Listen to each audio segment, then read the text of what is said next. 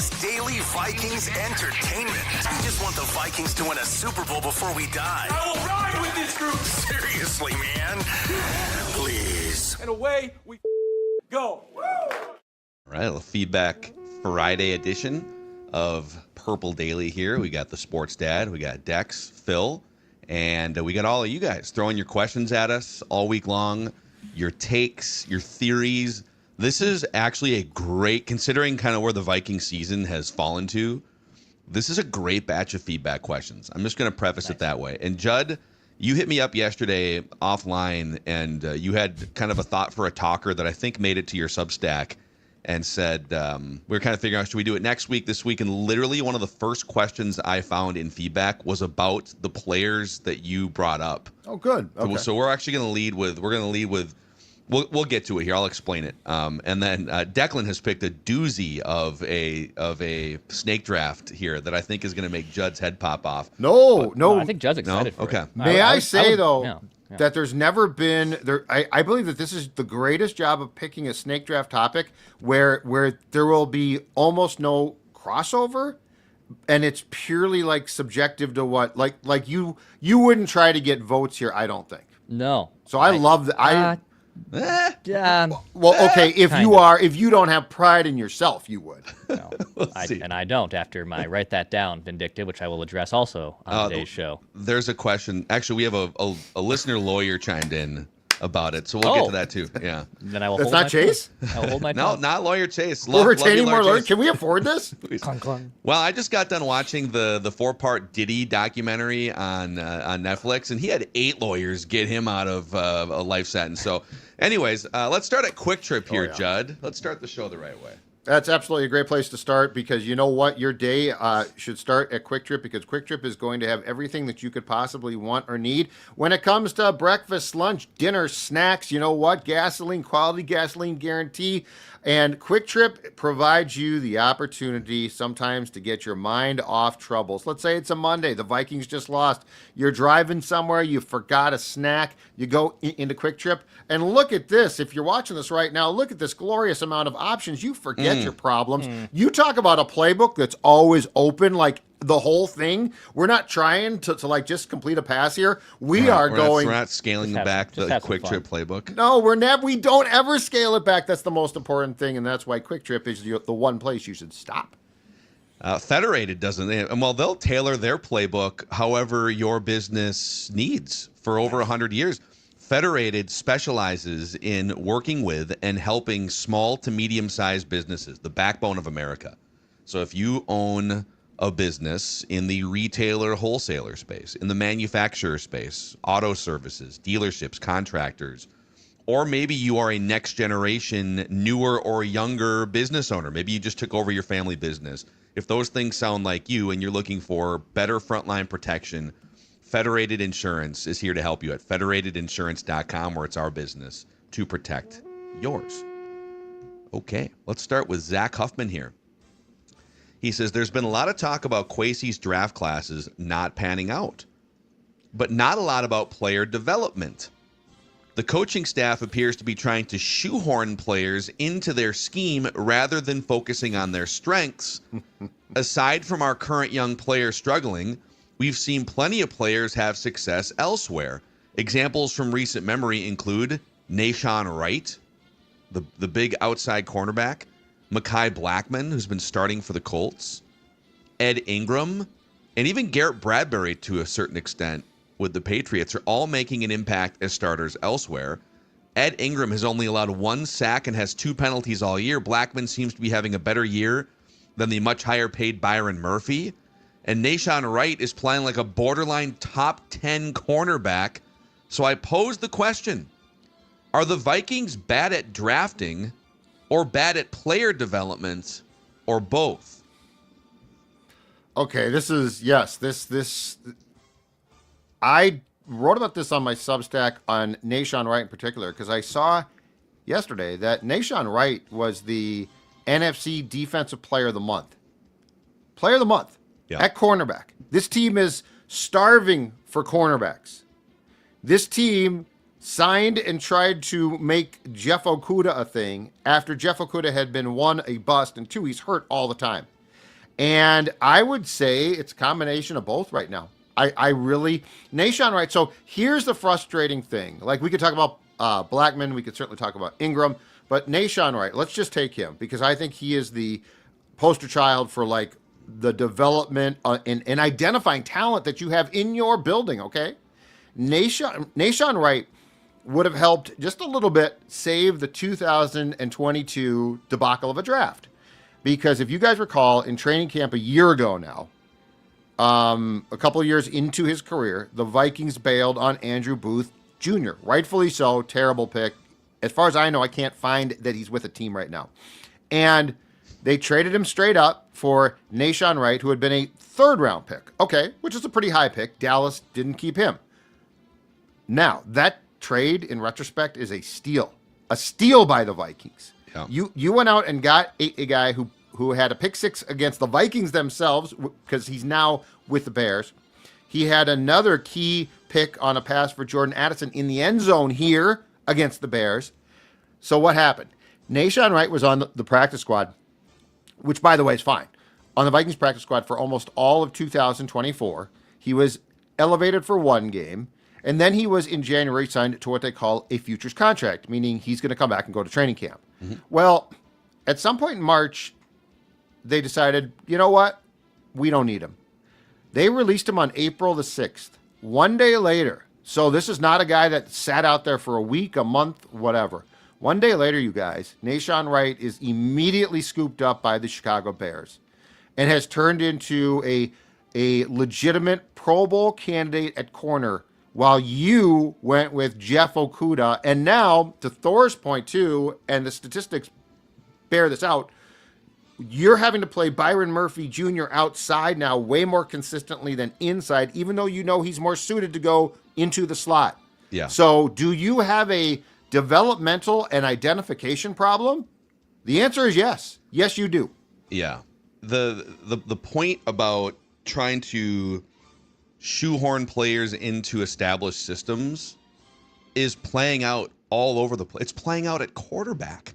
They drafted a quarterback that's 21 years old at the time, who comes who has potential to maybe grow, but, like, you know, you draft him on potential. And he's in the consensus what he was a first round pick talent, but, like, the reality was he wasn't asked in college to shoulder much of a passing load. So it's you know it's going to be kind of a development project. And what do?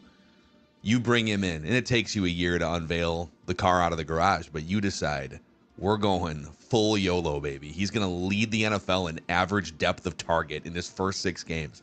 That's a perfect example on offense of shoehorning a player into what you think your system does. And Kevin O'Connell has finally been open and transparent and maybe a little bit regretful about that. But the defensive examples are great too. I mean, Brian Flores is a really good defensive coordinator, and his scheme is chaos. And they've had largely good defenses the last 3 years. But there is a little bit of that with him. And I'm not saying that you can't love your system and look for players that fit your system, but yeah, there are plenty of examples. Ed Ingram's an interesting one. Were they just not patient enough with him? Were they was the on the ground at practice tutelage not great? Right. Or what? Or were the building blocks being set up and you just bailed a year early and decided to pay? Like, they're paying $17 million a year for productivity at right guard that I would argue is pretty equal to what Ed Ingram would have given you if you had just hung on to him. Like, Will Fries hasn't been a train wreck, but right. You threw a lot of money at something that probably hasn't lived up to the $17 million a year contract. But on Ingram, do we think that goes back to you bailed a year early, or would he have not still been good in your system or as good? Like, that's my question. And what's the coaching like? What's the position coach? Like, there are so many potential layers of blame here, because you could definitely look at the coaching. Okay, that's an important one. But then let's also look at the people who are paid to evaluate talent. Like, are they looking at these guys and saying this coaching is good? They're getting they're getting the maximum, and it's just not, the player isn't good enough. But then mysteriously the player goes to a different place, Ingram, Nashon Wright, and they're really impactful. Yeah. So it's like, what layer here is it? Every layer that's rotten? Is it somebody in particular? But there is a definite, like, in the audit of what's gone wrong, it goes beyond just drafting. It's development too, no question. Yeah. I think the simplest evaluation, just at quarterback, for example, the simplest evaluation from a lot of people is JJ McCarthy sucks. And maybe that turns out to be the case after we see enough. After 3 or 5 years. I mean, it was determined after about 4 or 5 years in the NFL. Christian Ponder, yeah, just like not even worth rostering as a backup quarterback. Not good enough. And maybe that winds up being the case with McCarthy. But oftentimes, as Kevin O'Connell ironically said on the Rich Eisen show a couple years ago, it goes beyond just that one player being good or bad. It's an ecosystem of things. It's the position coaches. And by the way, a little preview for later in Feedback Friday. We have someone going hard at a position coach that we haven't talked a ton about this season, but we will. But we'll get to that later in the pile here. Let's go to Derek D, who says, can you think of any other 11-month period in Vikings history that's been as big of a downward spiral from where we were last December to where we are today? To me, 2010 and 2018 are the obvious comps. 2010 being, let's run it back with Brett Favre. Oh my God, everyone's fired. Brett Favre is unconscious on the frozen college football field of, because they played like a random game after the roof collapsed against the Bears at the Gophers' new stadium, and it was frozen solid. 2018, you went 13-3 the year before. You brought in Kirk Cousins. You missed the playoffs. Fire the offensive coordinator. But from late last season to today, it just feels so much worse. It's incredible how much things have changed in such a short amount of time. To think about this, just 11 months ago, the Vikings had beat their arch rivals, the Green Bay Packers, to improve to 14-2. The quarterback was lifted up in the locker room as his teammates dumped bottles of water on him. They had the soon-to-be NFL Coach of the Year, who we thought walked on water when it came to quarterbacks. We had a rock-star defense forcing turnovers constantly. We were about to go compete for the number 1 seed in the NFC. Darisaw coming back next year. Our first ever top 10 drafted quarterback coming in next year.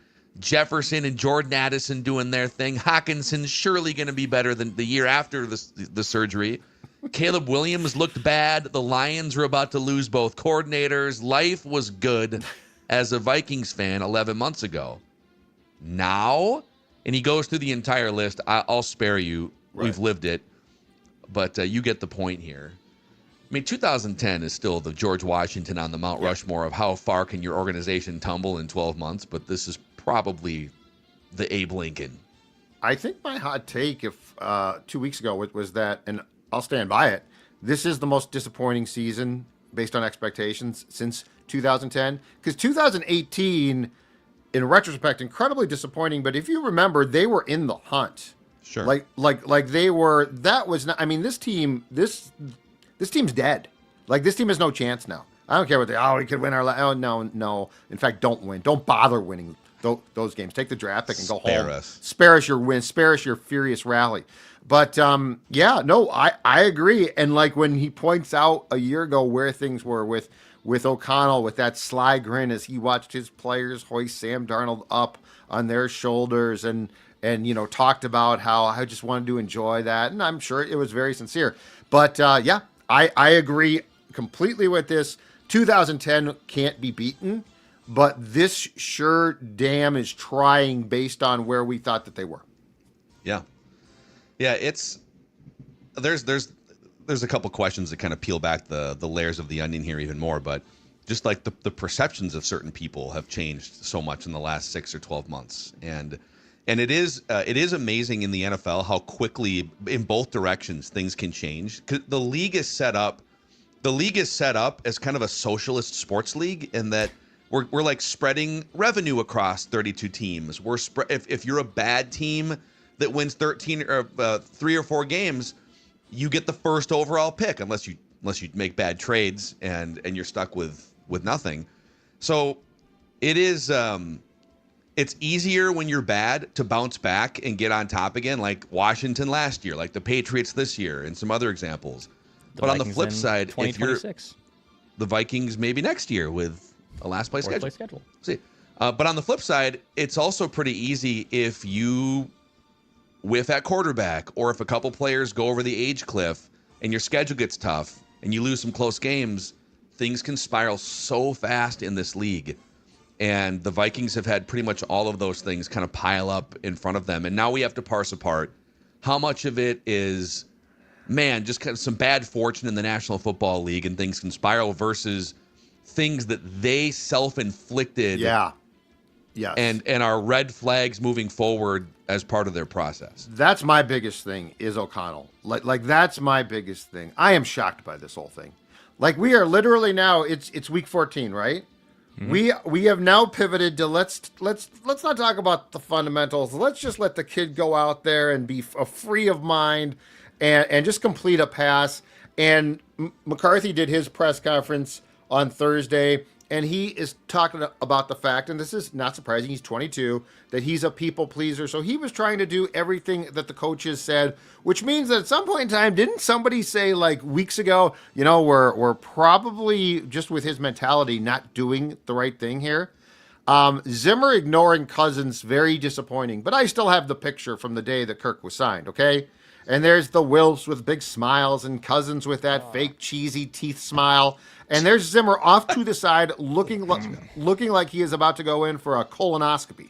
So, like, the fact that Zimmer didn't communicate with Kirk, disappointing, pretty unprofessional, but not entirely shocking. Yeah. I am shocked that J.J. McCarthy has been handled this poorly. Absolutely shocked. Good or bad? I think at the fair we, briefly discussed, okay, if things... we didn't go into insane detail, but what would it have to happen if the Vikings had a 4 or 5 win season? What would have to happen? I think we probably almost said, oh, maybe McCarthy wasn't ready or they just ran into some bad luck. I'm pretty sure none of us would have anticipated what has played out in front of us. I think we probably just said injuries and McCarthy just not living up to his standard, and for sure McCarthy is a big chunk of that. But I think we all underestimated that. I guess we never saw this type of playing out by week 14 either. Yeah, I don't think. I mean, we had kind of put injuries off to the side for that conversation, and injuries have definitely played a part in the offensive line was ravaged. So I'm not blaming the entire debacle on injuries, but injuries definitely cost the Vikings a win or two. But I don't know that anywhere in the equation, if you even included injuries, would we have thought the Vikings would have the worst passing offense in the NFL. The worst statistical passing offense in the NFL. The passing offense might be a little bit less high octane with Sam Darnold gone and you got a new quarterback coming in. And actually I'm going to keep reading these questions because this conversation continues to kind of move itself forward. So let's go to Mark R. You know what? Actually, I want to pull this one first. This is from the bottom of the pile, but I'm going to move it to the top here. It's from Minnesota Goodbye, and then we'll get to Mark R. Mark, sorry. We're going to get to you in a few minutes. So Minnesota Goodbye says, hey, guys, something I've been thinking about lately is how much the organization has blown smoke when it comes to the quarterbacks and the overall expectations of the team. It feels like they were hoping and praying things would work out, and now we feel dumb for ever buying into it. That said, I'm just a fan. You guys cover the team every day, and thank you for that, he says. Taking what the organization says and does and relaying it back to us, do you feel any shift in how much you trust what the Vikings say going forward? Has this season changed how you'll report on the team, maybe taking everything in with a bit more skepticism? I mean, it changes. I've never believed most of the stuff that they say for the most part because it's football, it's sports. People lie constantly. But to me, it's more important to say, okay, do you do what you not only say, but what your past says, right? Like Kevin O'Connell. O'Connell, I never saw this guy. I never would have thought this in my wildest dreams. That a guy that helped Kirk Cousins get better, that a guy that, no question, played a key role in reviving Sam Darnold's career would take a young quarterback and load him up with the Harvard plate of classes. So to me, what they say is not nearly as important as that. Like, is my opinion of Kevin O'Connell now altered in a permanent way? Is my brain rewired about how I think about him? The answer is yes. No question about it. I'm honestly, this is as, for a coach or a manager in this town, I'm not sure about you two, but this is as surprised, and I guess I shouldn't be, but I am. This is surprised I've ever been. Ever. Yeah, which I think, like, skeptics going into the season would look at that and say, wait a second, like, if you were really looking closely for 3 years, he wasn't running the football at all, short yardage in any situation for those 3 years. Why would you think that, as Jeremiah Searles has been saying on his Purple Daily appearances and on O-line committee, a tiger doesn't change his stripes? And I was like, Jeremiah, like, you're bringing a young quarterback in. He has to run the football more and insulate. He can't just be YOLO. And Jeremiah was right. But we have seen coaches adapt and change. And so where I feel like I was duped, and it's my fault, it's not anyone else's fault, is Sure. I assumed that the quarterback whisperer himself, who saved Sam Darnold's career and helped Kirk Cousins in endgame situations, etc., I thought he was more adaptable than he has shown to be. Mm-hmm. Now, he has said some things the last week that are more self-reflective than anything he's said since they drafted J.J. McCarthy. And maybe he's having a little bit of an awakening of like, okay, yeah, maybe I do need to alter some things. But I can't help but take his comments of, hey, listen, let's stop talking about footwork, JJ. Just go out there clear-minded and rip the ball. I think that's a false front for him mentally moving on from McCarthy as the starting quarterback. That's what I've said. It's That's how it going to feels. be, listen, hey, dude, just, go do your thing. Yep. Have fun out there. And We'll enjoy replace you. carrying Mac Jones pads to practice when OTA start. That's how I feel too. That's how I feel. Let's see here. Let's go back to Mark R. So Mark says, we're back to the old days of looking at everyone's backup quarterback to find our next starter. Back to the old random quarterback thing. That being said, what does everyone think about Davis Mills? So Mark's like, we're back to that thing. He's like, but Davis Mills. What do you think about Davis Mills? Could he be a Kevin O'Connell quarterback project? Great Does Davis Mills get you guys excited? His neck? Great neck. Huge neck. One of the biggest necks I've ever He seen. does have the big neck. He does. Merton Hanks-like neck. Yeah, nuts. from back in the It's a day. huge neck. That's a good one. Yep. Well, and correct me if I'm right, if I'm wrong here, but the Texans have done a great job finally of protecting quarterbacks this year, right? They were, even though C.J. Stroud, his rookie year was phenomenal, and last year a little bit of a step backwards, but still really good. They were just giving up sacks left and right, and they've done a great job now at protecting their QB.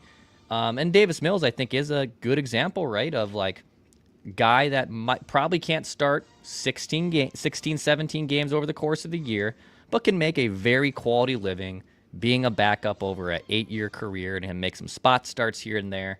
I wouldn't trust him to be QB1 in 2026, but I do think having a quality backup plan, like they really screwed that up. I went back and saw the algorithm. Twitter served me a take of in January, like the week after the Vikings got eliminated, I said, go get Jimmy Garoppolo. Like, go get a backup for J.J. McCarthy. Go get a capable backup. And they really screwed that up. Like, they Sam Howell was a disaster. They had to sign Carson Wentz off the street, and maybe Wentz was looking for a starting job. But, like, they really severely messed that part up. Absolutely. I'm going to turn my answer into I'm going to give you a ranking here. I'm going to rank. So Mark wants to know about Davis Mills. If this is what they're going to do, if they've decided McCarthy's the backup, or he'll have to fight his ass off 50-50 to win a job from someone, let's say, and you're not just bringing in like a backup that's a veteran for him, but it's going to be an actual competition, or you're handing the starting keys over to somebody else. I'll give you my 5 in order, the 5 guys that I would look at. And this is kind of, I haven't like spent a week thinking about this or anything. And I'm going to take a couple guys off the board, too. I'm assuming that, like, Daniel Jones is a free agent, as I look at a free agent list here. I'm assuming he stays in Indy. Now they've got their schedule. They might miss the playoffs, so that could get weird in Indy if like it crashes and burns, and he's kind of hurt right now. Would she fire Steichen? Well, if they have a really hard schedule, if they lose out or something or go 1-4 and miss the playoffs, it is in play that they could make a coaching change. I mean, 100%. our buddy Carson Wentz 5 years ago. Yeah. Everything this same parallel. Like everyone's like, oh, they found their guy, and then he absolutely crapped himself in the last 2 games of the year, and they moved on. Yes. And that's Irsay's daughter who owns the team now, right? And she is like super. She's on the headset. I man. know. She I could see her saying, you know what? Don't like what you did. Bang, you're gone. I'd love to do Colts daily. And if Steichen is gone, then I mean Jones might be. But anyway, I digress. Go ahead. Sorry. So for now, I would assume that that Daniel Jones has had some success. Like, why would you want to leave at that point? Sure. So they've been looking for a quarterback. I'm also all these people that are the Declans of the world that want Joe Burrow or Justin Herbert. That would be amazing. But I feel like right now those guys are pipe dreams, completely untouchable, as they should be. I'm also going to throw out Kyler Murray, just my own personal taste. You could buy low on Kyler Murray, former number 1 overall pick. He makes me really nervous with Kevin O'Connell because he loves to play out of structure, and Kevin hates when his quarterbacks go out of structure. And he just has kind of a weird non-leader personality. He's just very cantankerous. He's a good gamer, so. Yeah. I mean, when Call of Duty comes out, he's not going to be in practice.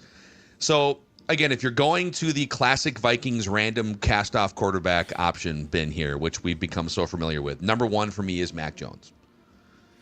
I don't know that Mac Jones wins you a Super Bowl, but Mac Jones has now set a bar in that San Francisco system. He's a former top 15 pick.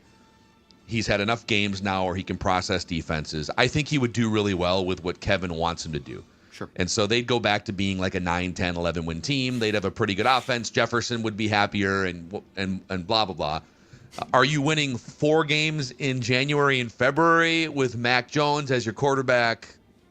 Probably not. Right. But he'd probably be number 1 on my list. Number 2 on my list is going to shock you guys as I look at a couple lists here. How about a guy that's played in a similar system, 10 starts, 68% completions, has won some games, almost 8 yards per attempt, can get a little squirrely on the interceptions sometimes, and a guy that planted roots to start his career on the practice fields of TCO Performance Center. Oh, Jake Browning. Yeah. Make it right. Jake was mad that the Vikings said goodbye. What I saw, But dude, when he has shown, now it was a little bit of a disaster earlier this year, but Yeah, I I think can't- that whole thing is being held together by Joe Burrow by Joe Burrow. Yeah. But I'm saying like this bin is not. It's not. There's no Patrick Mahomes in this bin. Yep. Browning is in his late 20s. Yeah. He's a high completion percentage guy. It's Zach Taylor coming from the Sean McVay tree. He speaks the language. He's a great He's a backup. fiery competitor. Great backup. To Totally bring on him it. in to compete with J.J. McCarthy. No, because I don't want him to win. No. I look, if he has to start for any extended period of time, now if you want to lose games possibly that you keep closer than they currently are, no, I'm out. There should be like Mac Jones, sure. There should be like just like the Rule 5 draft, a Rule 5 backup quarterback draft. You got to keep him. Just like the rule, you have to keep him on the roster. You have to do that, roster sure. him. Yeah. You could do I mean, that. I just want to say that not that long ago, Jake Browning started, this is a couple years ago, 7 games in place of Joe Burrow, and he led the NFL with a 70% completion rate, 8 yards per attempt, and a passer rating of just a tick under 100. He threw, let's see here, they won 4 of the 7 games, and he had a couple game-winning drives. I mean, there's a player in there. I'm just saying. Like, Sure, yeah. If you're asking me, would I rather have Jake Browning for almost no money or take on that Kyler Murray contract and a guy that has no chance of playing within Kevin O'Connell's system? I would rather have Jake Browning and J.J. McCarthy, and then if you're bad, you're bad. Yeah, what I saw from Jake the Snake Sue me. against the Vikings, I can't do it. Sorry. Okay. Number 3, Aaron Rodgers. Just close the loop. You've been flirting with the guy for over a year at this point, or for like whatever, for a year. He wants to play for Kevin. He has this weird fixation on doing the same path that Brett Favre did, and maybe one-upping Brett Favre. And so this would be his chance to just close his NFL career in the way that he wants to. Kevin O'Connell can get the veteran quarterback, Hall of Fame guy, and we can see how nuclear it would be in the middle part of 2026. But from an entertainment standpoint, I was going to say you could do a lot worse than Aaron Rodgers' one last ride with the Minnesota Vikings. Yep. I would put that second. Like, I don't like it, but I would put that above Browning on my list. Number 4, I think his accuracy is way too far gone. Talent-wise, he's a freak, and Kevin O'Connell clearly likes him based on their interactions. Anthony Richardson. Do I think he has any chance of operating this system as Kevin O'Connell wants it run? No. No. So Kevin would have to come down and meet Anthony Richardson where he's at. But if Richardson can't complete more than 48% of his passes, there's no NFL system he can operate in as a starter or a backup. And knowing what we know now specifically about what O'Connell has done with JJ, I can't see that working. Yeah. I one time thought it would. With JJ or Anthony Richardson? With Richardson. I thought, oh, man, maybe you get him, you bring him along. Hone his mechanics. Yeah, and now I am out. Yeah. And then number 5, I put Davis Mills number 5 here. He's a 6'4", 6'5" big guy who can at least like see down the field where Kevin wants you to throw the football. But he's kind of a low completion percentage backup kind of guy that you bring him in. So he can see down the field. He can peek above the fence. Yeah. Hey guys, what's up? And I would say if you are disgusted by this list, that's fine. Because this isn't the list that you're going to win a Super Bowl, which is where the Vikings always find themselves. Yep. If you're disgusted by this list, or you're disgusted by J.J. McCarthy, tell me what the other options are. Well, that's your problem. Well, Tua? You trade for buy low on Tua? God, no. Oh no, yeah, no. And by the way, he's a short game merchant too, who's one concussion away from. No, yeah. But I mean, there is the alternative, and I don't talk about it much because I don't think that the Wilfs could stomach it. I don't think that they would do it. But there is the Thor Talks Football alternative or Talks Purple alternative of you bring back McCarthy and you just let it ride. 17 games, go have fun. And if you win 3 games, now there's a lot of other problems there that I've discussed, like Justin Jefferson, but you could always, if that 2027 quarterback draft is as rich as Thor says, and I trust him way more than us about drafts, that's another alternative. I just don't think the Vikings will do it. But that alternative, that's the problem with the way that human beings operate when things go poorly. Like when you're on the outside and we aren't employed by the Vikings, we can say, well, this would be a long view path to being good in 2027 and beyond. Absolutely. But the people that are currently employed are feeling a ton of heat to get better in 2026. And so they're not thinking, you know what? If we leaned a little further into being terrible, we could come out the other side here in a good spot. It's like, no, you'd be fired. And then somebody else would inherit that situation and go forward. So which is why that's not going to happen unless it occurs organically, which I don't think the Vikings would allow that to happen. By the way, some other options in the comments here. Will Levis is available. Tanner McKee, intriguing quarterback prospect. Saw Malik Willis in the comments there. Malik Willis is a free agent. Yeah. Mm-hmm. Yeah. Does he fit what O'Connell would want to do? That's my point. That's in the case of Levis. Don't forget, O'Connell reportedly didn't like him. They passed on him in that draft twice. And twice. So, and my God, like if he thought that much of Will, he ain't bringing him in now to be the okay, McCarthy didn't do so well, so we want you to compete with J.J. McCarthy. Yeah, I know Judd never passed on MSP Plumbing and Heating in the HVAC actually, you know what? Draft. That's exactly right. In fact, I think it was 2 winters ago, or I forget. When Winter, perhaps. I'm sort of going Doogie here. But my point is, a couple of years ago, Went to Chipotle. I had a problem. The old furnace was on the fritz, and it was like this outside, very, very cold. So what did I do? It was a Saturday. I actually got right in touch with my friends at MSP Plumbing, Heating and Air, and guess what? They were at my house in no time. They had the fix done, and it is that time of year where if something goes wrong with the HVAC, with the furnace, you are 100% not in a position to wait, and so you need help immediately, and that help comes from our friends at MSP. They do great work. They are also, by the way, your local Carrier dealer. Carrier and MSP, a winning combination. 651-615-4292, or check out their website, callmsp.com. Proudly serving the Twin Cities since 1918. Call MSP.com. They were good to Sports Dad. They'll be good to you. Let me pull up the old Prize Picks app here and see what the latest Vikings numbers are. And I know that Thor Talks Purple is going to go over some of the individual numbers in this Vikings Commanders game. Deep dive central today. So we've been monitoring this J.J. McCarthy number has gone down by 10 yards since it was posted on Tuesday. 186.5 passing yards is where it's at now. So you can select more or less on that and a bajillion other individual player statistics, and you can win real money this weekend and all football season long. There's also big college games this weekend. You select between 2 and 6 players. It's very quick. You pick more or less on their stats, and boom. You can help the show when you use the code PURPLEDAILY. And you open up the app for the first time, you get $50 in lineups when you play $5. So you scratch our back, we'll scratch yours. That's code Purple Daily on Prize Picks to get $50 in lineups when you play your first $5. Prize Picks, it's good to be right. And also SeatGeek helping to power today's Feedback Friday. That's right. Go download the SeatGeek app. It's in the App Store. It's in the Google Play Store. 10% off with any tickets with promo code PURPLE10. Purple10. In fact, Washington Commanders at Minnesota Vikings. I'm on the app right now. 2 tickets. Let's see. You can get in. You can get in for $60 a ticket right now at US Bank Stadium. Yeah.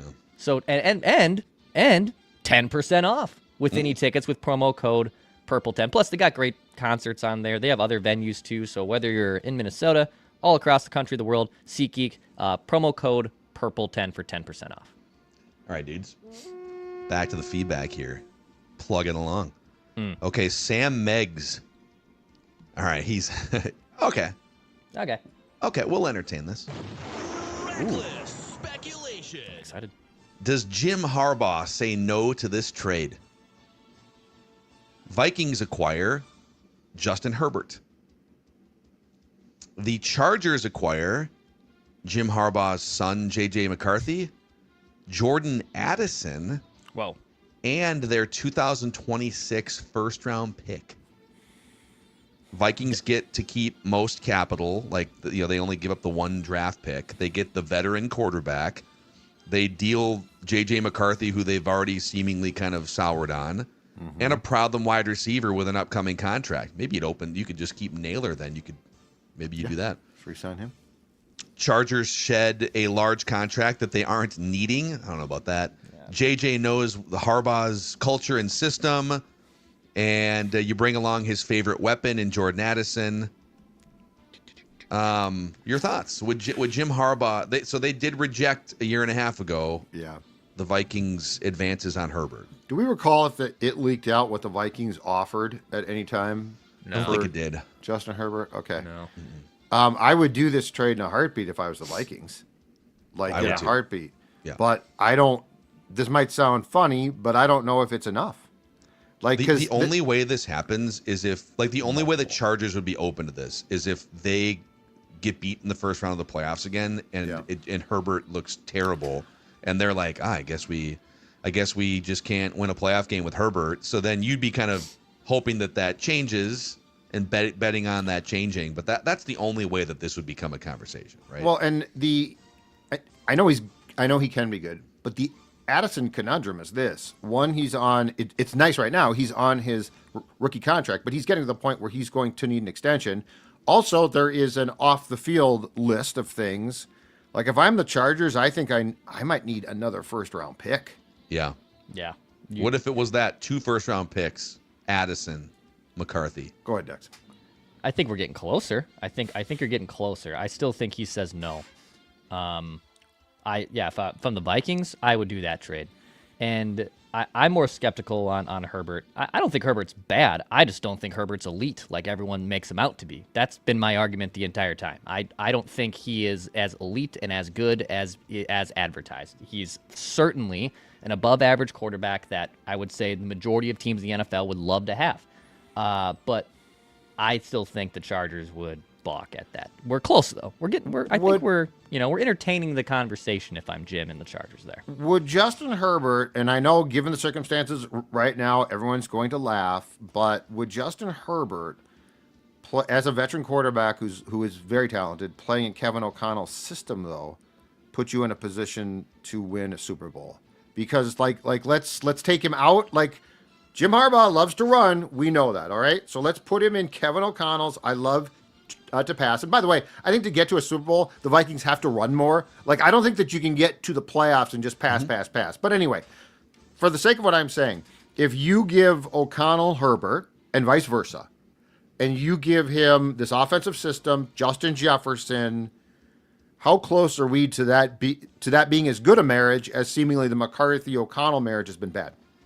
Yeah, so where I differ, I mean, Dex is kind of saying he's not elite. I'm going to say this. Obviously, he's not in the category, Herbert, of the top 3 or 4 quarterbacks in the league in terms of their success and going deep in the playoffs and all those things. But if you were to rank all 32 projected starting quarterbacks off of their arm talent, their athletic ability, their size, and their ability to process and see the field, and all of those things, it's like a quarterback skill set ranking. He is in the top 6 or 7, Justin Herbert. And there have been times productivity where he has emerged into that category too. He has not done it in the playoffs. So if the Vikings could get their hands on a guy like that who has the 6 years of NFL experience, and he would be able to speak the language that Kevin O'Connell speaks. He can throw the ball in the windows and the spots down the field that Kevin O'Connell needs. He can play off base. He can play in the face of pressure, all those things. I do think you would be a Super Bowl contender if you started to nail draft pick. It can't just be quarterback and system. Dallas Turner has to be a stud, and you got to nail some draft picks too. Yes. So yeah, I mean, if that easy button was available, take my 2 first-round picks, take Jordan Addison, let's go. Because you'd have Justin Herbert's only 27 years old still. So you'd have him for like 6 or 7 years of prime if you continue to extend him. I'm intrigued. It's a pipe dream though. Like, why would the Chargers are right. They're 8-4, and it's a financial thing too. But yes, but if we are just as friends here, along with the audience, recklessly speculating, it's a fun thing to speculate about. Yeah. Let's see here. What else we got? Heather from Maine. Hey, Purple Daily. Just want to write in this week, say that this Sunday will be my first ever home Vikings game. I live in Maine, and my family is flying in on Friday. Today's actually my 40th birthday. 2 days ago, she sent this in. Happy belated birthday to Heather. Her dad turned 70 on Monday. He's a diehard Vikings fan, and watching the games with him was a huge part of my childhood. To celebrate our milestone birthdays, we booked this trip back in May when the schedule first dropped. It was definitely been a disappointing season, but we're praying the Vikings can pull out a win and break the losing streak against the Commanders on our birthdays or for our birthdays. So selfishly, please don't wish for a tank until at least next week for our sake. Well, much love from Maine, Heather W. Well, thank you. And we'll talk about this on our Saturday show. But when you go through what the Commanders have been up against this season, I could see you getting your gift, Heather. I could see you getting a birthday W on Sunday. Yeah. That's a long way to travel for what the Vikings have been putting out on the field so far this year. And Maine's gorgeous. I love Maine. Oh, it's beautiful. Love the East Coast. I haven't been. I've never been. I've heard good things. East Coast is gorgeous. Yeah. I wouldn't go like this time of year. Right. Oh, no. The wet, heavy snow. I mean, I can just enjoy Nor'easter? Go in like June. It's a nor'easter. Hey, Maua. Maua, you drink wine coolers. What are the Sox doing? The Sox Lace? trade for anybody? No, you keep going. I love doing the Boston. I love doing the Boston. Sorry. Lacey H. Good morning, fellas. I've been thinking about something for a few weeks now, and I need to hear what you guys think about the topic. I think we're starting to see the Zimmer-Spielman Part 2 play out in front of our eyes. Hear me out. While things have not escalated to the not talking stage yet, at least we don't think, there certainly is some malcontent behind the scenes. Go back to the Kevin O'Connell contract negotiations and the rumors that he wanted more say in the player selection process, then the fact that Kwesi didn't sign his contract until after the draft. Was that the Wilfs needing to see more, or Kwesi wanting to see how this new dynamic played out? Add in the fact that Kevin O'Connell always advocated for the veteran quarterback while spitting out the company line on the young quarterback contracts and roster building. This all leads me to believe that Kevin O'Connell was willing to sell the house, wife, and kids to move up for his young quarterback, Drake May, since he couldn't keep his veteran guys that he wanted to keep. And Kwesi wanted to draft a quarterback because that's what he told the Wilfs he would do, thus the reports of the vibes being off. What are your thoughts? I like it. I could definitely see. I know that we're all focused, rightfully so, on one position, but I also could see there being a little bit of dissension between the two based on a lot more than just that. Yeah. Like if I know O'Connell is a quarterback guy, but he's the head coach of this entire team. And as we talked about, the draft and development has not been good.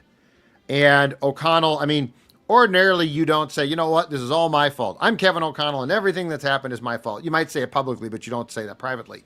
And so I could see there being a rift between certain members of the front office and coaching staff based on more than McCarthy. But I like the starting point there. The only thing that comes back to O'Connell, though, is he's the one that said, I have killed the idea to draft QBs. So he cannot now skate on, I didn't want McCarthy. I was forced to take him.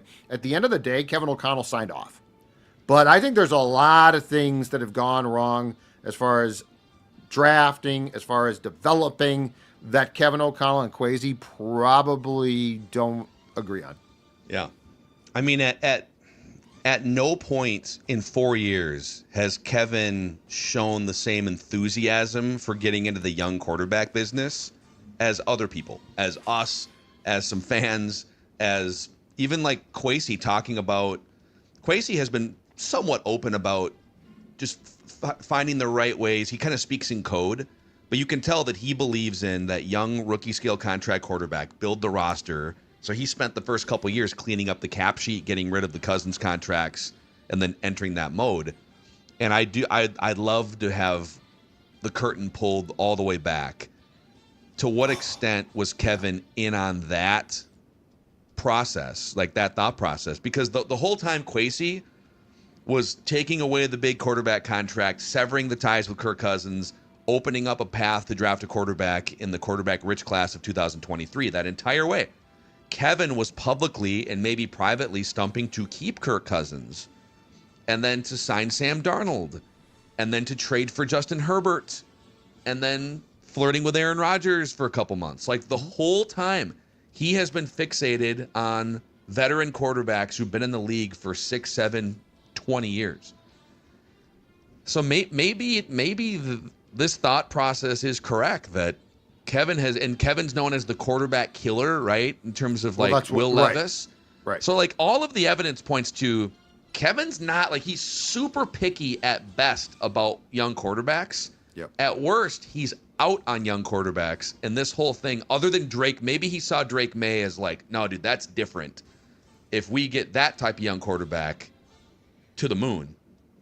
But it's fascinating. And not all of it has sort of bled out from behind the scenes, but the more that they rack up losses and if there's more tumultuous quarterback play, right, the more people go into job and reputation preservation mode. And that's where this thing could get, if they don't start playing a little bit better, it could get even messier. Oh my God, yeah. The important thing to me though is that Kevin doesn't get to skate on this. It's not like I wanted a veteran and you drafted a guy. When you drafted a guy, you had a say.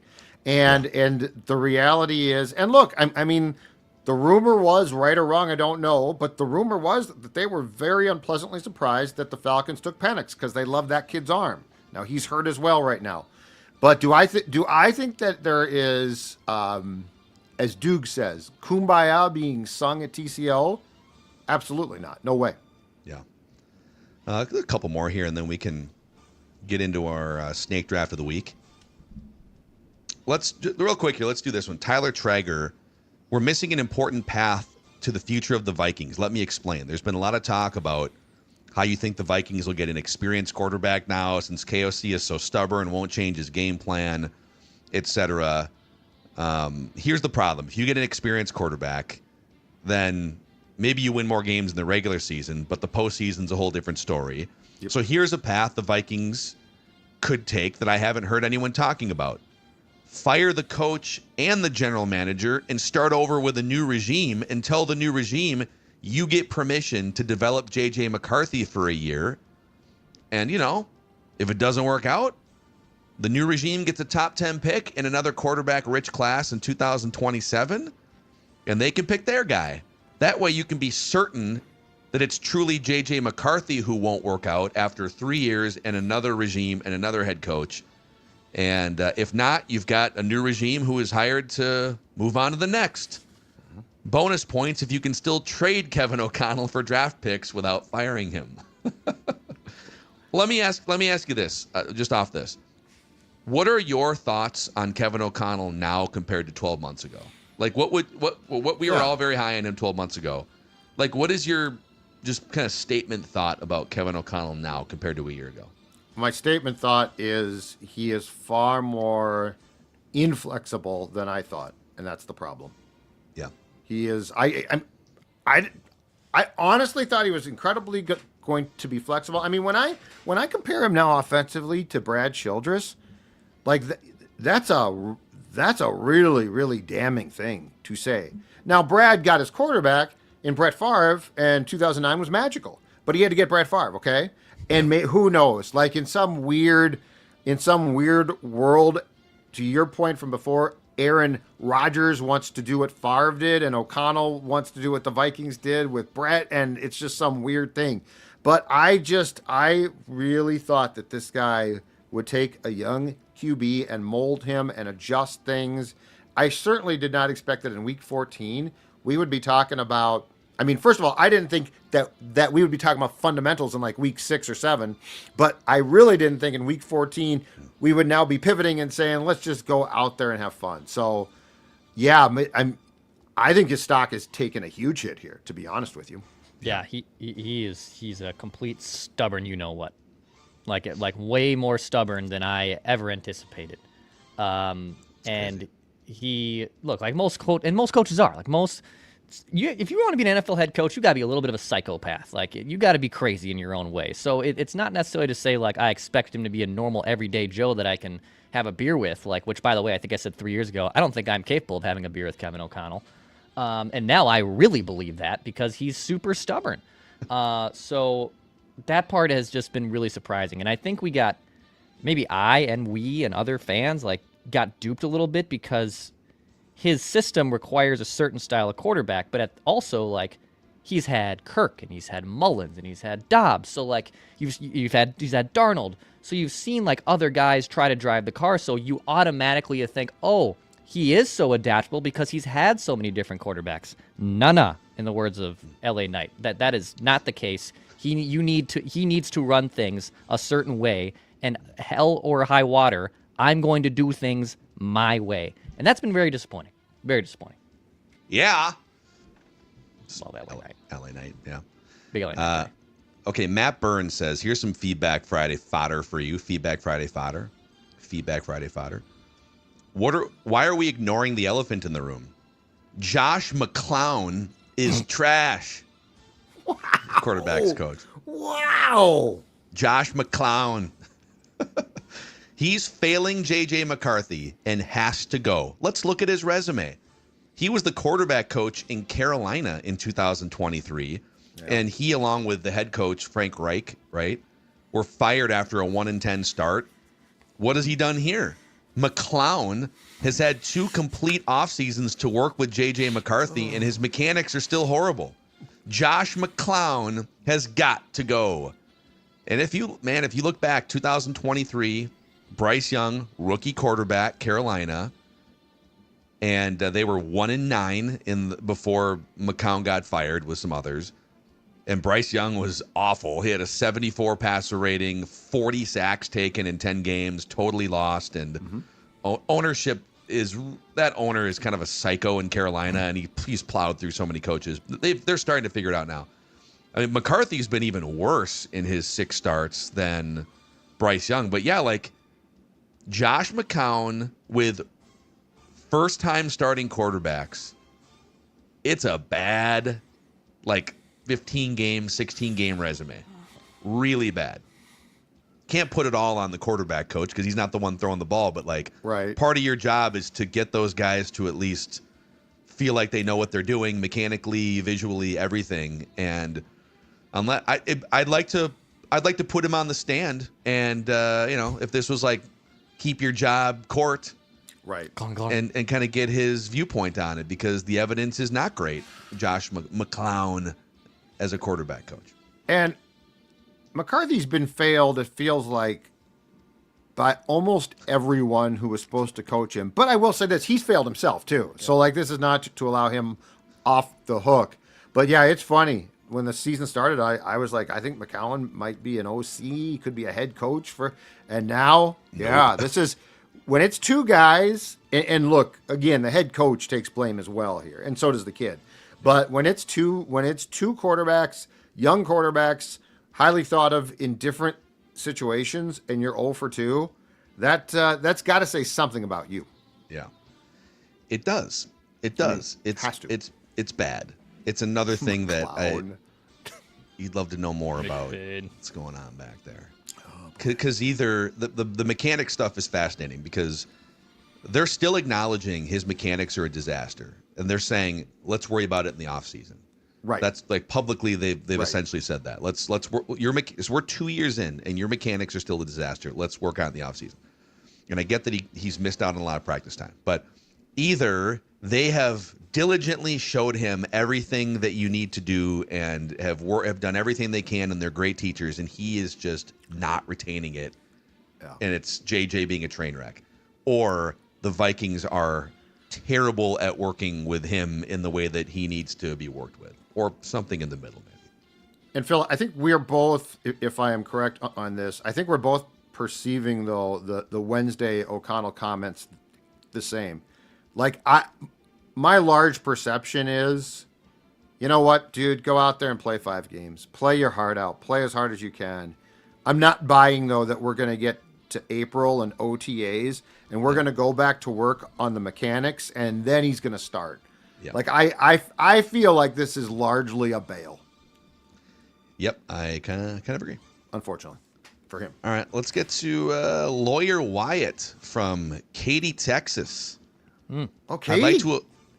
I'm familiar with Katy, Texas. I've heard of Katy, Texas. Yeah. What goes on in Katy, Texas? I don't know, but I've heard of Katy, Texas before. You just said you're familiar with it. You said familiar. I'm familiar. Well, I'm familiar with the name Katy, Texas. Oh. I'm not familiar. I've not been there, but I've heard an athlete, a baseball player was born there or something.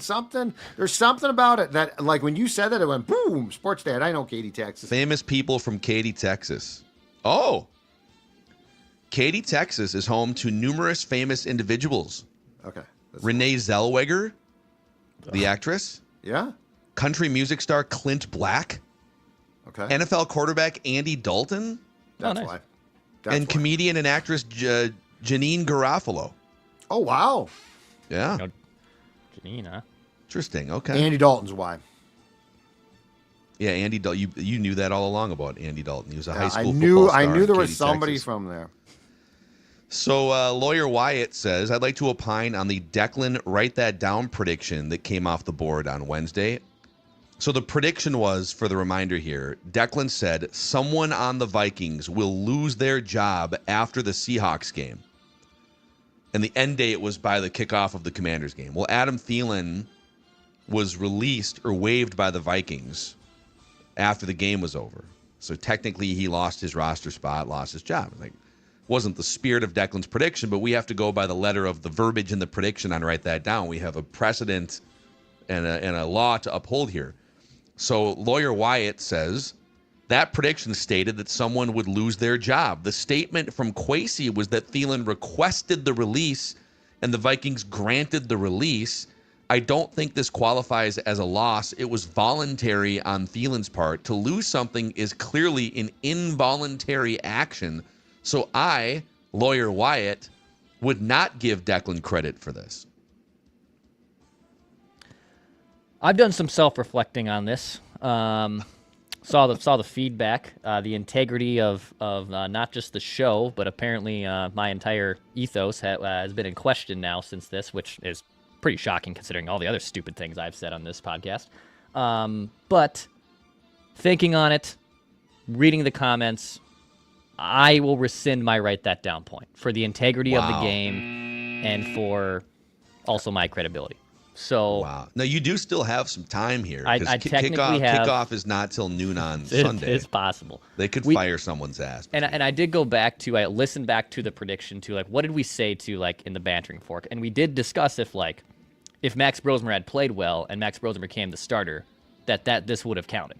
Like, if Max Brosmer remained the starter, we did discuss that process because McCarthy would have, even though he was concussed, would have theoretically lost his job because now McCarthy is cleared for from concussion protocol. Is going to start on Sunday. So I'll rescind it. Wow. I'll rescind the write that down completion point. What a noble thing to do. Yeah. Could have saved yourself a lot of time if you had listened to your sports dad on Wednesday. I have not gone through the comment. Were people just filleting you in the YouTube comments? Okay. Yeah. It was bad. And like I said, I've said some dumb things on this podcast. Shout out to our audience. I would say it was probably the harshest I have received criticism. Wow. Okay, yes. I can't wait to. I got to open this up. Phil's gonna dive into it right now. Was it Judd's burner accounts? Just like that guy's a clown. It was my 8 burner accounts. Fire Josh McClown and that producer with the weird mustache. Yeah. The baby is making Dex a better man. James Roberts, 31. Wait, if he was a better man, he would have agreed with me on Wednesday and not taken the point. Well, it's a process. It's a delayed reaction of conscious is what's happening. Yeah, like I said, sometimes, like last night, for example, he woke up every 3 hours. He's a hungry, growing boy. So, you're a little delirious. You forget what day it is. And that is a legit thing, I will say it, in the fatherhood. I don't know what time is. I don't know what day it is. I am very much, even though my kid has mostly been an amazing sleeper for a newborn, for the most part, I have no idea what time is anymore. No idea. Time is what do they say? A flat circle? Flat circle. Something like that? Yes, time is a flat circle. All right. Well, I'm gonna pour myself a cocktail tonight and read through the comments, just savaging Declan. It's gonna be great. Game Day Men's Health has been a game changer for me, and I've talked about this now for 3 months on the show. I'm a man. I'm 40 now. And I've definitely felt older than 10 or 15 years ago in many ways, with decreased energy, mental fog, etc. And I started working with Game Day Men's Health back at the end of the summer. Modern men's healthcare, by the way, where you can go to reclaim energy, confidence, vitality. And for me, my T levels were lower than they should be for a 40-year-old. A lot of people, like, we're not as active maybe in today's culture as we should be compared to like 50 years ago, when everybody was there was no phones and video games. And so they've given me some tools and a plan. And I now feel more energy in the afternoons. I don't feel the need to nap or have to chug caffeine like I have in the past. My sleep scores are better across the board, the last month and a half especially, than they've been in many, many years. And so thankful for the people at Game Day Men's Health. And if you are interested in reclaiming some energy, reclaiming maybe the way you felt 10 or 15 years ago, you can go into Game Day Men's Health or GameDayMen'sHealth.com/Purple Daily. You mention Purple Daily, get a free vitamin shot on your first visit and a free T-test consultation. GameDayMen'sHealth.com/Purple Daily. 3 locations: Edina, Minnetonka, and Roseville. If you're looking for a great gift idea this holiday season, Aura Frames, old Judley. Absolutely true. And in fact, Dex, if I can get the screen, I want to show you guys. Oh, something. yeah. I want to show you guys something. Take camera 2. So Take yes. cam two, So ready, cam two, today take we cam two. talked about how miserable Mike Zimmer back in 2018, and I told you I saved the picture with Kirk Cousins. Well, guess what, folks? I put it on my Aura frames when we got done talking about it, and there it is right there. Zimmer on the left, miserable. Cousins knows he's in for it, miserable. And by the way, the irony is the exit sign over Zimmer's sad face. that's a good point. I never thought of that. Yeah. I never thought of that. But the point is, if a sports dad can do this that quick, then guess what? Our Frames is a great gift because it's going to make your life as simple as possible. Save on the perfect gift now by going to auraframes.com to get $35 off Aura's best-selling Carver mat frames by using the promo code PD at checkout. That's auraframes.com, promo code PD. The deal is exclusive to our audience, and frames are going to sell out fast, so order yours now to get it in time for the holidays. Support the show by mentioning us at checkout. Terms and conditions apply. Aura Frames. I mean, guys, I have loaded this entire thing. Just me.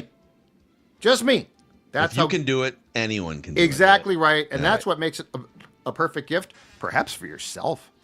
Perhaps, possibly. I sort of enjoy this thing. I like it. Okay, boys, it's time for our snake draft of the week here. You guys, I was having a good time in Vegas last Friday, and you guys were having a good time snake drafting. So give the results and let us know what the draft order is this week. Yeah, so Judd, you won with overrated television shows. Wow, and dude. pretty decisively. You won with 56% of the vote. Back-to-back wins for Judd in the snake draft. In fact, Phil and Judd, you've both been kind of on a little bit of a heater here lately. You've between you two, you've won the last 5 snake drafts. I have not won since mid-October of driving pet peeves. So you two have been kind of going back and forth with snake draft wins all time. Phil is 20 for 64, Judd 25 for 71. I'm 18 for 62. I think, I don't know if this is correct, because AJ won when he came on with Things You Hate to Pay For on the 10th. But AJ, the rare loss for AJ is what I was getting at. I mean, he's still 7 for 13. Yeah. But the rare snake draft loss for AJ Fredrickson.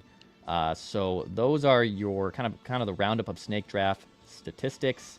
Today's topic: best songs of the 21st century. Wow. So from 2000 to current, we're 25 years in now to this century, 21st century.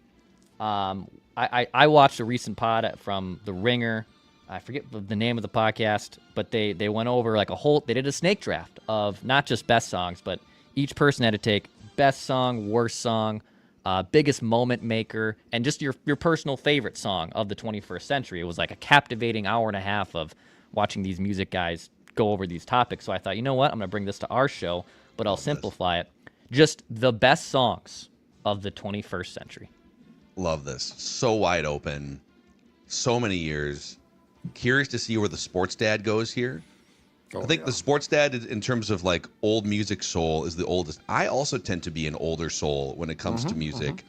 Love me some Motown music and yacht rock and 80s and stuff. So we'll see. And then Dex is, I feel like, well, Dex could probably just draft from the same genre, all 3 songs. Yeah, if I'm not going to do that. I in terms of personal favorites, I mean, I love, and by the way, my Spotify Wrapped came out. My average listening age is, I'm turning 33 next week, but it was 38. So like they were literally like, you love early 2000s music, which is accurate. I don't listen to much new music. I strictly listen to a lot of not alternative, but punk rock, punk pop. That era is my jam. I understand it's not for everyone, but yes, I've only recently gotten into like 80s, like in the last year and a half or two. I started to appreciate 80s It's a music. treasure trove of weird and great music. There's a lot going on in the 80s. Yeah, for the sure. 70s, and Judd, 70s is interesting. It depends on where you go, though. yeah. Like if you go with the hits, but if you go to like groups like Big Star, it's phenomenal. Yeah. Okay, what's the draft order? Yeah. So draft order, very important for this one. Judd gets the top pick. Oh, I have the second pick. Phil with the wraparound. okay. I actually think that the draft order in this case is not important. At least for me, because I'm not going to. Because there's so many options. I'm not going to. Like I'm not going to nab your picks, and I'm pretty sure that you're not going to nab mine. So yeah, I think that. Never know, man. I don't see it. I don't see it. I think I know what you here it like, is. Dex, and it's not bad, but I don't think it's what I would pick. All right. All right. Here comes Judd, ready to draft. 1, 2, 3, 4, 5, 6, 7, 8, 9. I have 10 on my big board that I just wrote down like quickly last night. Is Ja Rule collaborating on 8, 9, or 10 of those early 2000s? my name. All right, my first pick is going to be song first, New Slang by the Shins, 2001. New Slang, SLANG, 2001 by the Shins, and this was a song that was on the Garden State soundtrack. Good movie. Very I good movie. love Garden State. Okay. Really fun movie.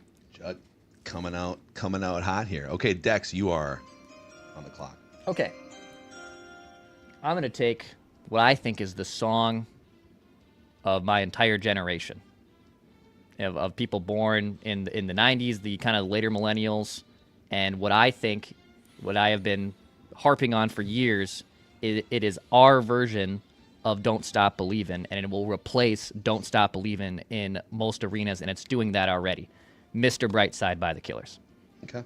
Mr. Brightside by the Killers. Good pick. It's an anthem for my entire core. If you are at a wedding, or if you're at the bar, or you're in a happy place and that song comes on, you're locked in, baby. So I'm taking Mr. Brightside by the Killers. It's definitely in terms of like popularity and reach. I think you're checking a lot of boxes there. All right, with my first pick, this is the number one song on my big board, and I'm gonna skew early 2000s. I was born in 1985. I was in high school when the early 2000s were hitting, and so I'm gonna pick a song from that sweet spot. Give me "Lose Yourself" by Eminem for my first round pick. I can. Lose All good Yourself. picks so far. All great picks. Yeah, I love this draft. it's pretty. I do. I love this draft. I love this draft. I think this is one of the most fun, because it's just such a pure taste draft. Yeah. What was your taste in music? And then, oh man, this is where. All right. Okay, I'm gonna stay in a similar bin here. I'm gonna kind of corner the market here a little bit. Give me Jay-Z and Alicia Keys' "Empire State of Mind." Yeah. Sure. Empire State of Mind. Yep. Great. Another very popular genre and era-defining song. Yep. Okay. That puts Dex back on the clock here in the second round. Okay. I'm trying. What I'm also trying to do here is maybe take like 3 different genres too, because I want to a little bit diversify myself. Curious if anyone's going to pick a country song. I think I am. Not here, but I think I am. Okay. I think I am. So I'm between 2 for this one. And I'm more going for. I'm probably leaning more popularity than like personal favorite, because one of them is one of my personal all-time favorites, but the other one was, in my opinion, still and both of them were big songs, but this one was bigger. I'll take "Hey Ya" by Outkast. That was on the fringes of my big board, but I Yeah. got so sick of that song, hearing it every 10 seconds. It was replayed a lot, and look, I like Outkast a lot, and any diehard Outkast fan would probably also say like that's not even one of their 5 best songs, which like I won't fight you on that. Like "Bombs Over Baghdad," there's a lot of great Outkast songs, but I'm kind of going for popularity here too with the majority of my draft, so I'm gonna do "Hey Ya." I'll tell you what it was, the other one after the draft, because Okay. Yeah, you don't want Judd to No, I don't snipe want it. Judd. Oh yeah, I might be snapping. Hey, yeah. You think you you got got it? nuts. Oh, you think you got it? It's great. It's a hilarious. It's a great song, dude. I It's a love great the song. Yeah. I actually didn't mind it. All right, the Judd, Beyoncés and you Lucy got Lou's, back-to-back picks here. Second. and Oh third god, round. this is tough. This is tough. Okay, for my second pick, I'm going to go with back to 2001 again. Wow. Strange Condition by Pete Yorn. All right. 2001 on his, I think it was his first or second album, Music for the Morning After. Pete Yorn is a personal favorite of mine since 2000. Okay, And- well, Pete Yorn. And then for my last, boy, I could go on. But anyway, for my last pick, I'm going to go with If We Were Vampires Oh, by Jason Isbell and the 400 Unit 2018 off the Nashville Sound. If We Were Vampires. It's kind of a sneaky good list here. It's a from very This sad. is It's a very very- sad song, but it's a fantastic. I know who very Britt Judd. Robson's going to be voting for. Noted Yeah, you, Timberwolves media member. Britt, you got it right here, baby. This is very Judd. This is very and Judd sticks to Judd on snake drafts. So Okay, On this hold one, I definitely wait. do, yeah. Minnesota Marshmallow says, "So far, I only know one song." Yeah. I have a question. Minnesota Marshmallows, how old are you? Because some of these are early 2000s, so I kind of get that. I get not knowing Judd songs because they're kind of on the fringes of like pop culture. But Mr. Brightside, Lose Yourself, Empire State of Mind. I'm just are those songs like so old now I that think if No. you're 20 or 21, Interesting. they're just out of your purview? very well could be. He's They 54. Oh, they know 54. Well, then you should know these. Okay. Their songs, not mine necessarily. Shame on you, Minnesota. probably knows them Marshmallow. play them if you know them. I think. Yeah, that's a good point. That's a good point. Yeah, the yeah. titles, yeah, because I'm like that. Yeah. Okay. Dex, your final pick here. So I think I am gonna go with a country song here. I Here think he I goes. am. These could either win it or nuke the whole Yeah, thing. yeah. This is the issue. I got more of the poppy punk song with Mr. Brightside. I would say it's less punk, but poppier song with Mr. Brightside.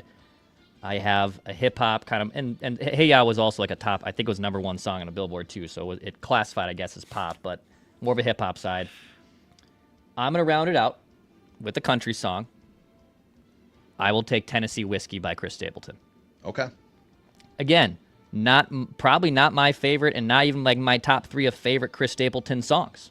Stapes got a good catalog, and I love a lot of Stapleton songs. But I feel like it's also maybe one of the more safer country songs. You can play that, and most people will get down with it because he's a little twangier. It's not my boots and Daisy Dukes and classic riding up with my jacked up truck type of bro country music that is overstimulated, and also some that I still listen to this day.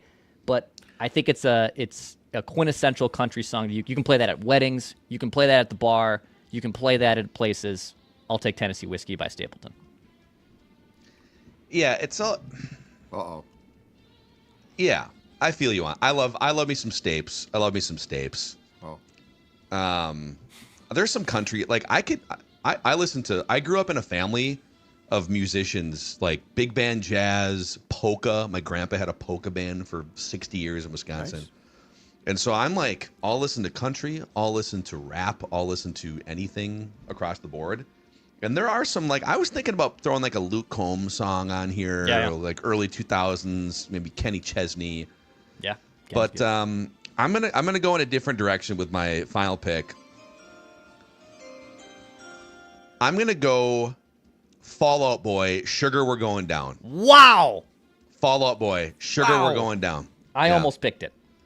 Was on your big board? It was on my big board. It was between this and Dance Dance, but Sugar We're Going Down is this. I mean, like Ocean Avenue is like my favorite song of all time. That by was Yellow on Card. my big board too. I mean that. Well, you that and I is- both love ourselves some Yellow Card. I love Yellow Card, and Sugar We're Going Down is certainly right up there with me. Man, that's a great pick. That is a great pick. So Here's here's the. take it, Dex. Well, there's so many options. There's like so other- many options. Other things on my big board, and it's hard. Like you could have a big board of 100 songs, but Linkin Park in the end, Great song. Ocean Avenue by Yellow Card, Jimmy Eat World, the middle, Middle, great song. Incubus, Drive was on in terms of like the rock section. Yep. Bye Bye Bye by NSYNC. Yeah. Almost went Oh, boy band God. on you guys. Yeah. Not my favorite. So the voting's going to be on the Score North Twitter account here shortly, and then you can vote. And here are the rosters. So I wind up with Lose Yourself, Eminem, Empire State of Mind, Alicia Keys and Jay-Z, and Fall Out Boy's Sugar We're Going Down. Judd winds up with If We Were Vampires, Strange Condition, Pete Yorn, and New Slang by the Shins. And Dex goes with Mr. Brightside by the Killers, Hey Ya by Outkast, and Tennessee Whiskey by Chris Stapleton. So ones that didn't make the I had Country Grammar by Nelly. That's what I almost took. I love Yeah. Country Grammar. Nelly belongs in the conversation for this quarter century for sure. In terms of collab, which and I think this was like the most played song of the first part of the decade in the century was "Crazy in Love" by Beyonce and Jay-Z. Sure. That was another one that I was going to take. "Paper Planes" by MIA. That was a huge song when I was in high school. I mean, the possibilities are endless here, man. I think we could have gone 15 rounds. Yeah. We could have went 15, 20 rounds. Yep. All right. Well, let us know with your vote on the Score North Twitter account. We will make our official picks for Vikings Commanders on tomorrow's episode. They got the first week of Thor Talks Purple and a bunch of other Score North podcasts. You can all find it at scorenorth.com, and the Score North app as a central hub, Apple, Spotify, YouTube. We're pretty much everywhere that you can possibly find podcasts. So for Judd, for Dex, I am Phil, and we want the Vikings to win a Super Bowl at some point before we die. Probably not happening this year.